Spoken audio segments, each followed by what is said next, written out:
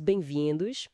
Hoje a gente vai mergulhar numa auditoria recente do Tribunal de Contas da União, o TCU. O foco é a arrecadação para a Previdência Social, sabe? Aquela do regime geral, o RGPS. A nossa fonte principal aqui é o Acórdão 888 de 2024, do plenário do TCU. Isso. E a ideia é entender, assim, os achados principais sobre como anda a eficiência dessa arrecadação, que, né, é super importante. Vital. Afinal, financia aposentadorias, benefícios. Se falta dinheiro aí, a conta vai para o orçamento federal. Então, vamos ver o que o TCU achou? Podemos começar por um ponto que, olha, chama muito atenção. A dívida acumulada. Com certeza. A auditoria mostrou um estoque, assim, gigantesco, de contribuições que deveriam ter sido pagas, mas não foram. Chegou a 939 bilhões de reais. Isso no final de 2021. Nossa, 900 e quase R$ 1 trilhão parados. É isso. Exato. E, para ter uma noção do tamanho disso, pensa bem, era quase o dobro do que o RGPS arrecadou naquele ano todo. O dobro? Sim, 186% da arrecadação anual. E mais de 10% do PIB do Brasil na época. É muito dinheiro. É um volume absurdo. Mas, tá, o problema é só esse montante ou tem mais coisa aí? Olha, o mais crítico talvez nem seja só o tamanho, mas a capacidade de recuperar esse dinheiro. Ela é baixíssima. Quão baixa? Em 2021, recuperaram só 1,2% desse estoque todo. 1,2%. Espera aí, 1,2%? Isso é quase nada. Praticamente nada. Nesse ritmo, a gente está falando de décadas, literalmente, para recuperar só a parte que eles acham que é mais provável de conseguir cobrar, sabe? Entendi. Então, não é só o dinheiro que falta agora. É um sinal de que o sistema de cobrança mesmo tem problemas sérios, estruturais. Exato. Isso bate direto no fundo do regime geral, o FRGPS, né? Claro. Esse buraco na arrecadação, quem cobre? O Tesouro Nacional. Aí afeta as contas públicas como um todo. E parece que os problemas não ficam só nessa dívida antiga, né? A auditoria achou coisa na arrecadação que está rolando agora também. Achou sim, esse é outro ponto bem importante. Irregularidades nos dados que os bancos mandam para a Receita. Sabe, os bancos que recebem os pagamentos das contribuições? Irregularidades, como assim? Olha, entre janeiro de 2017 e agosto de 2020, quase 10% das remessas de dados dos arquivos que os bancos mandam tinham algum problema. 10%? É bastante coisa. Que tipo de problema era mais comum? Os mais comuns eram erro na hora de digitar os dados da guia de pagamento, tipo do DARF, sabe? O documento de arrecadação. Uhum. E também atraso no envio dessas informações pela rede bancária para a Receita Federal. E qual o risco disso? Parece só burocracia, não? Então, pode parecer, mas não é só isso. Dado errado ou atrasado. Primeiro, dificulta a gestão, né? E tem o risco do dinheiro ir para o lugar errado ou demorar para ser alocado corretamente. Faz sentido. A auditoria chegou a citar algum banco específico com mais problemas? Citou sim.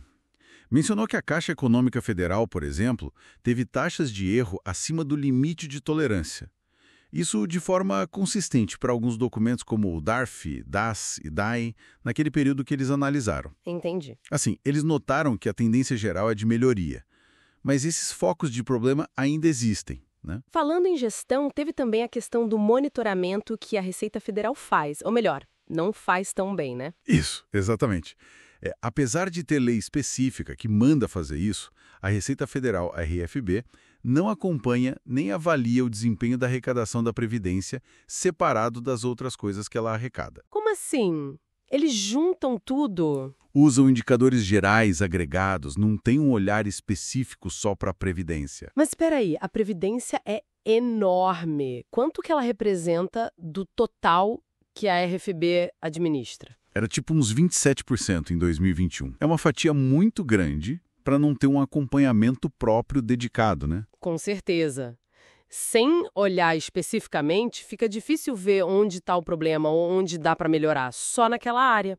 Imagino. Exatamente. Sem ter métrica específica, tipo qual a eficiência da cobrança da Previdência, qual a taxa de recuperação da Previdência, como está a evasão na Previdência. Fica muito mais difícil gerenciar bem esse dinheiro, que é vital. E o TCU mandou eles criarem esses indicadores. Mandou. determinou que a AFB precisa criar, sim, indicadores específicos para arrecadação previdenciária. O que nos leva a um último ponto que parece conectado a isso: a dificuldade de saber o tamanho real da sonegação, da evasão. Perfeito.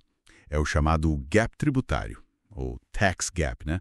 A auditoria apontou que a RFB não estimou isso para as contribuições previdenciárias. E o que é esse tax gap exatamente? É a diferença entre o que, teoricamente, deveria ser arrecadado, se todo mundo pagasse tudo certinho, e o que de fato entra nos cofres. Ah, entendi. É para medir o tamanho do calote, digamos assim. É uma forma de ver, sim. Ajuda a entender o nível de cumprimento das obrigações, se as pessoas estão pagando voluntariamente ou não, e onde estão os maiores focos de sonegação ou subdeclaração. E por que a RFB não mede isso para a Previdência? Olha, a auditoria menciona que existiam planos para desenvolver uma metodologia até o fim de 2022, mas, pelo visto, isso não foi feito ou não foi divulgado. E sem medir esse gap, que é uma prática internacional recomendada, fica um ponto cego, sabe? Um ponto cego sobre a real efetividade do sistema todo. Exatamente. Você não sabe o tamanho real do problema da evasão naquela área específica. Então, resumindo o que a gente viu aqui, com base na auditoria do TCU, tem uma dívida gigantesca que é super difícil de cobrar. Bilionária. E falhas nos dados da arrecadação que está acontecendo agora, que podem gerar problemas. Quase 10% com problemas. Falta um monitoramento específico para essa receita, que é crucial. Mesmo ela sendo mais de um quarto do total. E ainda por cima, a gente não sabe direito o tamanho do rombo causado pela evasão nessa área. É isso. É um retrato bem preocupante, né? Mostra, assim, várias complexidades e vulnerabilidades no financiamento do RGPS. Melhorar a eficiência em tudo isso, cobrança, dados, monitoramento, medir a evasão é fundamental. Para garantir a sustentabilidade da Previdência e também para aliviar a pressão no caixa do governo, né? Sem dúvida. Menos necessidade de cobrir déficit com dinheiro do Tesouro. Fica aqui talvez uma reflexão final para quem nos ouve. Além de toda essa questão técnica, de sistema, de fiscalização, como será que a percepção que as pessoas, as empresas, têm sobre a complexidade e a eficiência ou a falta dela desse sistema todo? Como será que isso afeta a vontade de pagar em dia, de cumprir as obrigações voluntariamente? É uma ótima pergunta. A confiança no sistema, a percepção de justiça e eficiência certamente influencia o comportamento do contribuinte, né? Um ponto para a gente pensar.